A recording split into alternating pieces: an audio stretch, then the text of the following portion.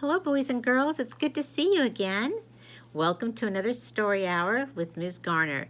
I'm so happy that you're here today to hear a wonderful story by an author that you already know, Patricia Polacco. Now, I know we've been talking a lot and studying about Patricia Polacco's life and hearing some of the wonderful stories that she's written. Boys and girls, I was reading more about her and I found a quote, and she was quoted as saying, because she grew up in a family of storytellers, as you know, she said that when you are raised on hearing stories, because her family were storytellers, when you are raised on hearing stories and not seeing them, you become very good at telling stories yourself. And so she first became a very good storyteller, and then, as you may already know, at the age of 41, she started putting stories that she told down on paper and created drawings to help illustrate them. When asked where does she get her ideas, you might remember this from last time, she gets them from her imagination. Now, this next story that I'm about to read to you, boys and girls, I don't know if it's based on something that happened in her real life or based upon perhaps someone's life that she knew of, or maybe it was just all from her imagination. But wherever this story comes from, it's a wonderful story, one of my favorites, and I hope it becomes one of your favorites too. So, as you know, during school this week, we're celebrating Spirit Week. And many of you have participated in a lot of fun activities. This Friday is Furry Friday, where you'll be able to share one of your furry friends, a real furry friend or a stuffed animal furry friend. So I thought it would be fun to read a book about a furry friend.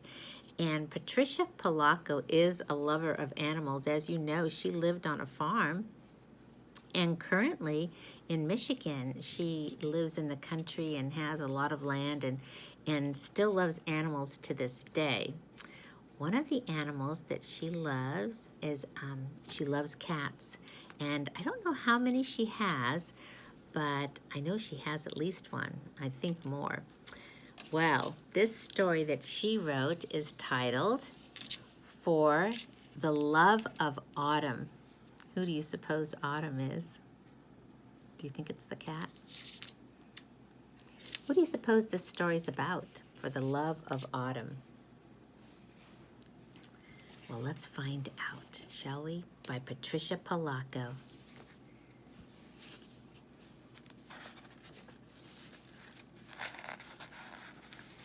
For the Love of Autumn. There's a cute furry friend right there. How many of you have a cat? Are there any cat lovers out there? Okay, quite a few of you. Even if you don't have a cat, I think you're going to like this story. For the Love of Autumn by Patricia Polacco.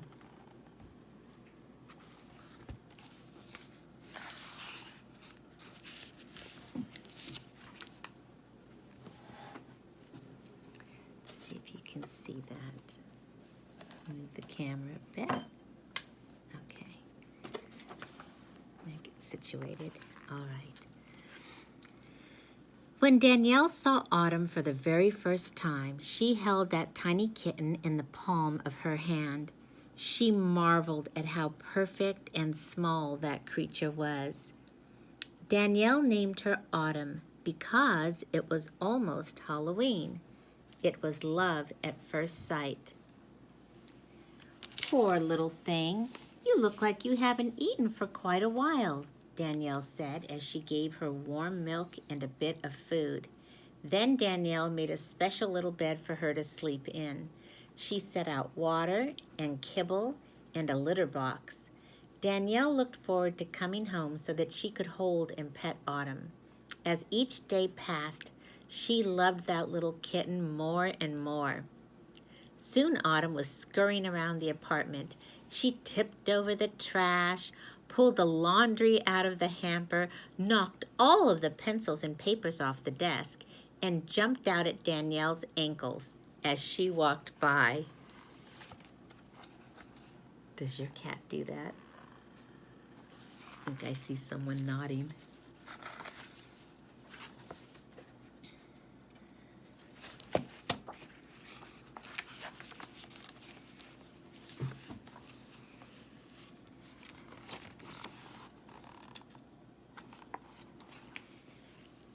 Danielle was a student teacher. When she came home from school and tried to correct her students' papers, Autumn would lie right in the middle of them. After dinner, Danielle would pop corn and they'd sit on the sofa together and watch TV. And at bedtime, Autumn would curl up in Danielle's arms and purr and purr and purr until they both drifted off to sleep.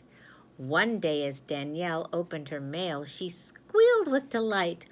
"Oh, Autumn, I got a teaching job. It's in Port Townsend, Washington. I've always wanted to live by the sea, and Port Townsend is right by the sea." When Danielle packed for the move, Autumn hid in the packing boxes. She wrestled with the packing shreds and pounced on the bubble wrap, popping it as she landed on it.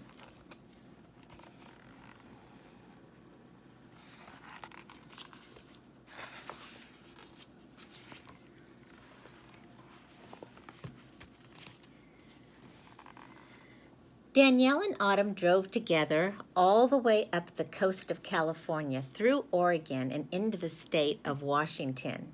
Finally, as they came over the crest of a tall hill, there it was, the beautiful little village right next to the sea. The school had arranged for Danielle to rent a lovely cottage right on the bay. An enchanted cottage, she thought when she saw it. Autumn loved her new little house. The very first thing she did was disappear right up the chimney. When the kitten finally came down, she was covered with soot and ashes.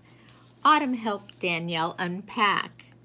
She got inside every paper bag that hit the floor, jumped into every box that was emptied, and almost knocked over a stack of Danielle's favorite china. That first evening, Autumn and Danielle sat on her sofa eating popcorn and looking out the window at the sea as a warm fire crackled in the fireplace. Doesn't that sound cozy?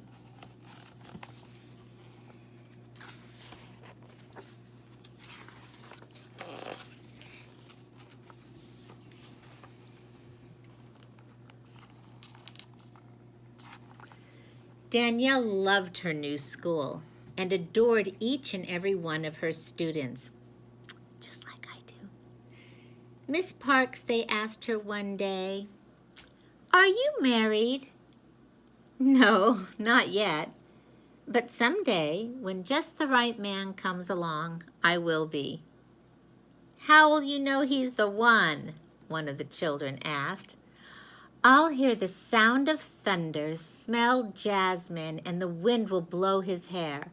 I'll know that he is exactly the one."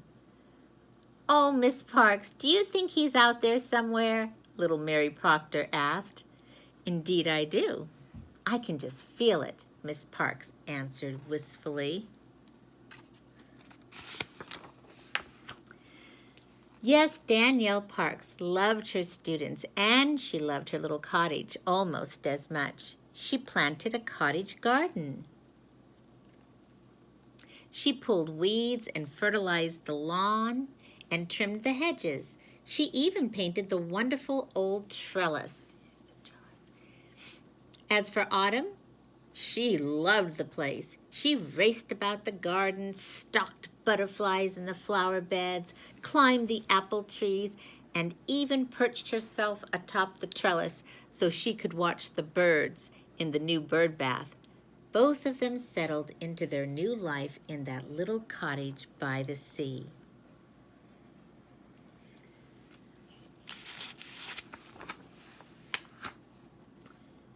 One afternoon, when Danielle got home from school, a terrible storm was raging. There was thunder, the sky was black, and the raindrops big as bumblebees, hit the roof with a pinging sound. Autumn didn't greet Danielle at the door like she always did. Danielle searched the house but couldn't find Autumn anywhere. She called her next-door neighbors to see if they had seen her.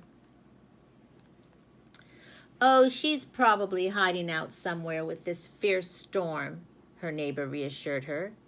But Danielle was worried. Late that night, Danielle heard a scratching sound at the door. She opened it, and there was Autumn. She was soaking wet, and her tail had a huge gash in it that was bleeding. Danielle reached for her, but Autumn shrank from her touch and ran into the night. Danielle ran after her. She walked around the neighborhood in driving rain, calling, "Autumn! Autumn!" But Autumn didn't come. She had completely disappeared.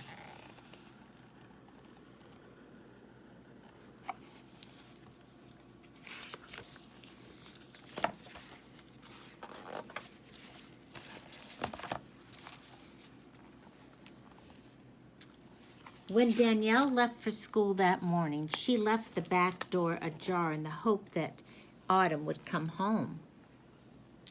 All that day at school, her students noticed that something was wrong. "Miss Parks, where do you think Autumn could be?" Jamie Ross asked after Danielle told the class why she was so worried. "I think all of us should come to Miss Parks after school today and look for Autumn," Jerome Bolton announced. Caleb Dirk stepped up. "Yeah, some of us can take the beach. You guys can look up in the woods on the hill. And you girls stop at every house to see if anyone has seen her." The children were true to their word. They all came to Miss Parks' cottage. They launched a search that would shame the FBI. But alas, there was no Autumn to be found.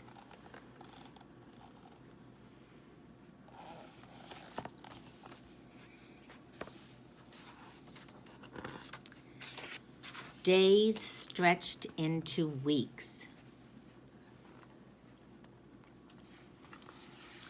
Danielle cried almost every night just thinking of Autumn. There had been rumors that a mountain lion had been seen, and her cottage was very near a state park where one had been sighted. Danielle feared the very worst. She walked around the little cottage and cried whenever she looked at anything that was Autumn's. She picked up Autumn's empty little bed and ran her hands over it.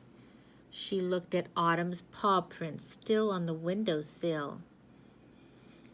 She didn't eat popcorn anymore, nor sit and watch the sea by the fire. Danielle's heart was broken. Finally, Danielle put away Autumn's food and water bowls. She took all of her toys and put them in a bin in the laundry room. But she couldn't bear to put Autumn's bed away. She couldn't bear to brush Autumn's fur off her sofa cushions. Danielle ached from the loss of the heartbeat of her little cottage, because to her, that is what Autumn was.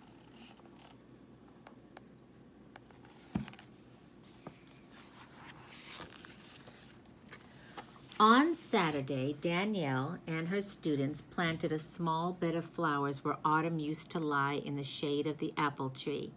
The children had polished rocks and placed them in a circle on the ground. "We'll always call this Autumn's garden," Benny Barber whispered softly. "I think she would have loved that," Miss Parks said wistfully. Just as the children were about to leave, there was a small sound, and something jumped off the trellis into Miss Parks' arms. It was Autumn! "Autumn!" Danielle cried out as she hugged her. "Where have you been?" The children surrounded them and gave them a group hug. "You have been gone for 6 whole weeks. But Miss Parks, she doesn't look like she's been in the woods. Look, her fur is shiny and clean. She looks nice and healthy, Benny Barber noticed. And her tail, Danielle said as she examined it. There was a horrible gash on it the night she ran off. Well, it looks like it has been shaved. And some stitches taken in it. Someone has taken wonderful care of Autumn.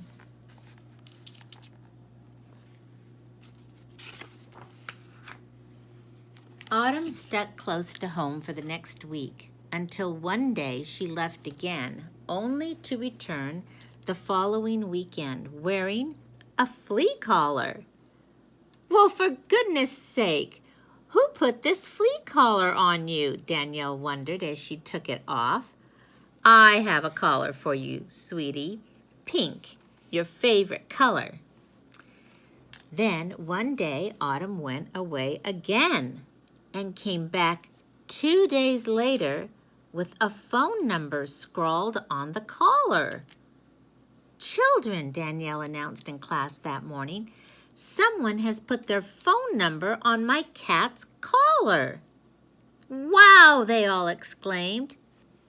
We have a real mystery on our hands, Johnny Carter said. He thought for a minute. Someone must think Autumn is their cat. Well, she's my cat, Danielle asserted. Miss Parks, you have to call that number.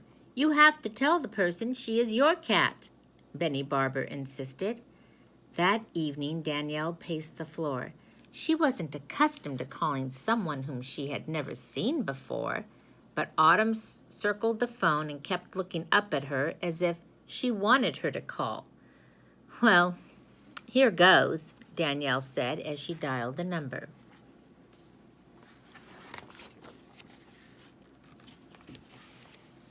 A voice answered the phone.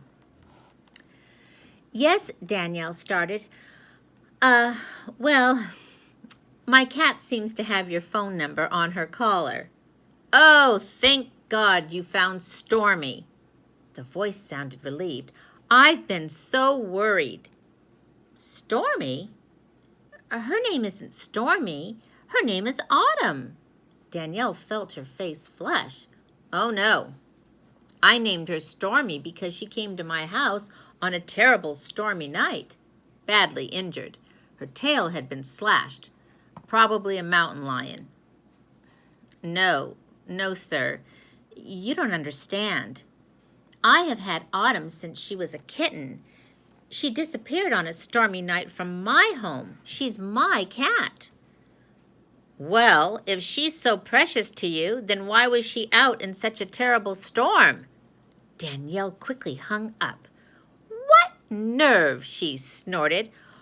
What a rude man. When she told her class about the phone call, they were all intrigued. They spent a whole afternoon doing drawings of what they imagined the rude man looked like. That afternoon, Autumn came in the house with a note attached to her collar. When Danielle opened it, it simply read, Please accept my apologies. I didn't mean to be rude.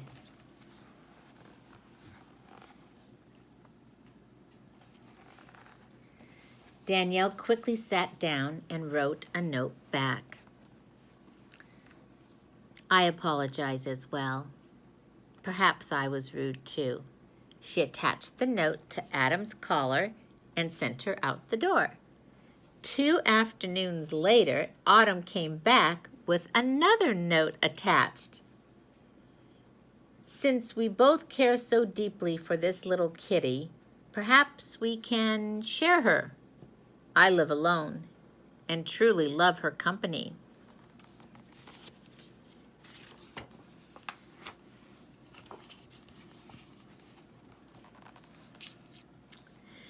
When Danielle shared the most recent note with her class, all of them decided that she needed to invite the note writer over to her house so she could meet him.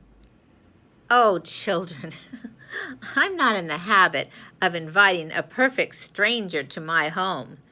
But Miss Parks, He's obviously a lonely old man, and he can't be a bad person if he helped Autumn, could he? Benny Barber said.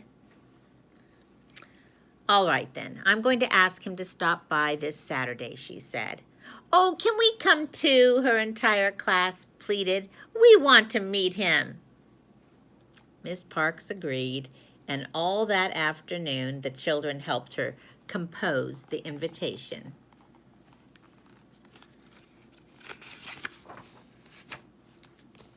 Saturday was a dark and rainy day, but every kid in Danielle's class was at her house by early afternoon.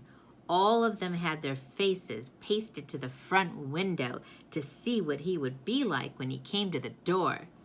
Every time a car drove up, the children would shriek with delight, only to sigh when the car passed by. Finally, just when it looked like he wasn't really coming, and they had turned away, there was a knock at the door.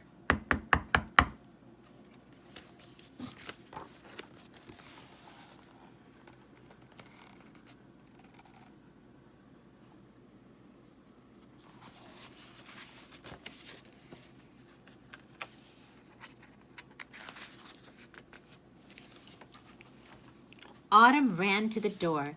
As Miss Parks opened it, there was a clap of thunder.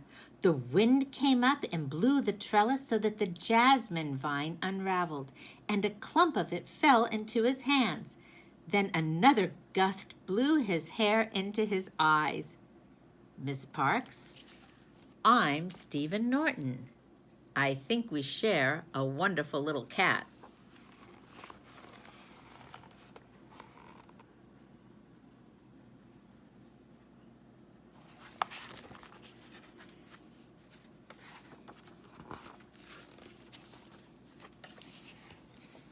Autumn sprang into his arms and purred and purred. Danielle beamed as she gazed into his face. This little cat is the heartbeat of my house, Mr. Norton said softly as he caressed Autumn. A clap of thunder echoed over the bay, and the wind caught the jasmine vine and scattered blossoms everywhere. Why, her students whispered to one another, Miss Parks has found the very one. And Autumn had found them both.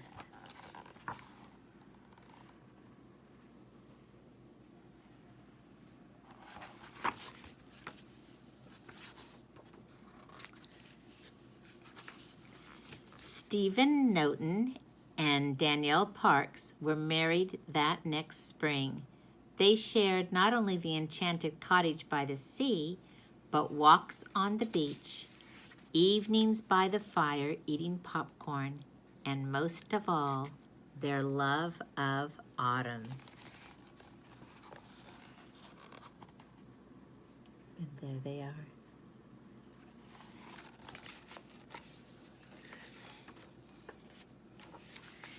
And this book was written, boys and girls, it says at the very end, in loving memory of my dearest Missy. So Patricia Polacco obviously had a cat that she loved very much named Missy. And she writes, she was the heart of my household, my friend and mirthful companion of 20 years. The end. I hope you enjoyed For the Love of Autumn. And boys and girls, I think we all know that our furry friends at home, whether they're real animals or play animals that we've had for a long time, are very special to us. So I'm looking forward, boys and girls, to seeing you on Friday and meeting your furry friends. And I hope you'll remember this story, For the Love of Autumn. And I'll look forward to seeing you on Friday. Bye-bye, boys and girls.